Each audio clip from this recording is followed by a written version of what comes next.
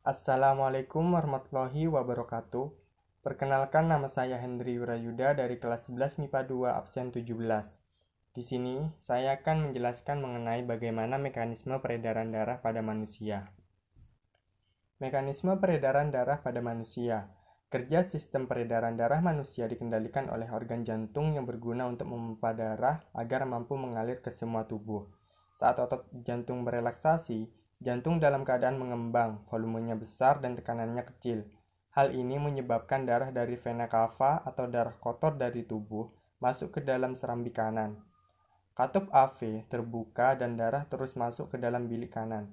Sementara itu, di belahan jantung sebelah kiri, darah dari vena pulmonalis atau darah bersih dari paru-paru masuk ke dalam bilik kiri.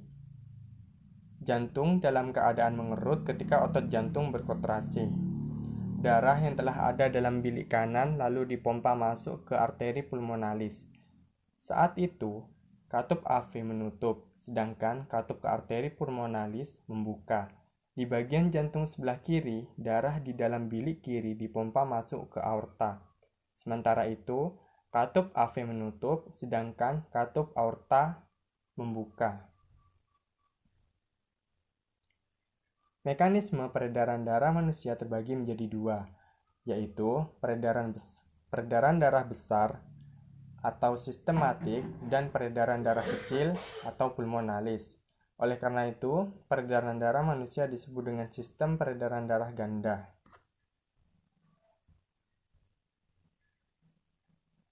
Peredaran darah kecil atau pulmonalis. Peredaran darah kecil terjadi dari jantung ke paru-paru, kemudian kembali lagi ke jantung. Ini dimulai dari ketika darah yang mengandung banyak CO2 di bilik kanan dipompa ke paru-paru melalui pembuluh arteri pulmonalis.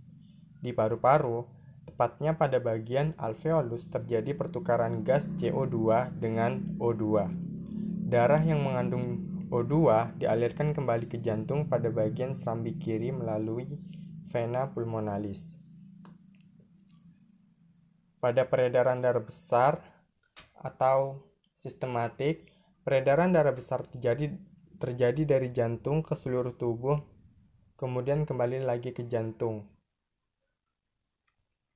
Di sini, darah yang kaya akan O2 dipompa oleh bilik kiri untuk diedarkan ke seluruh tubuh melalui aorta.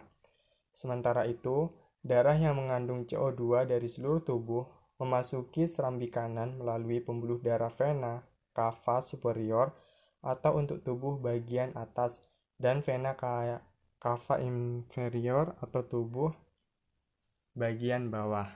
Mungkin hanya itu yang bisa dapat saya jelaskan mengenai mekanisme peredaran darah pada manusia. Kurang lebihnya mohon maaf. Wassalamualaikum warahmatullahi wabarakatuh.